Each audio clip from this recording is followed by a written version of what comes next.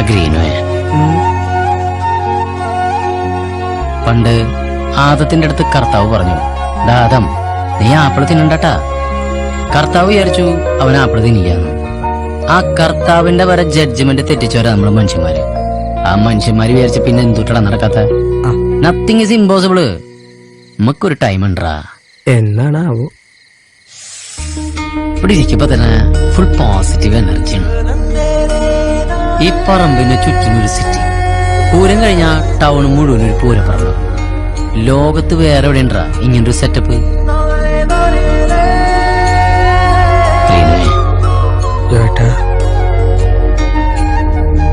ഇനി അങ്ങോട്ട് കംപ്ലീറ്റ് പോസിറ്റീവാടാ. നാളെ അപ്പാപ്പന്റെ കെട്ടൊന്ന് കഴിഞ്ഞോട്ടെ.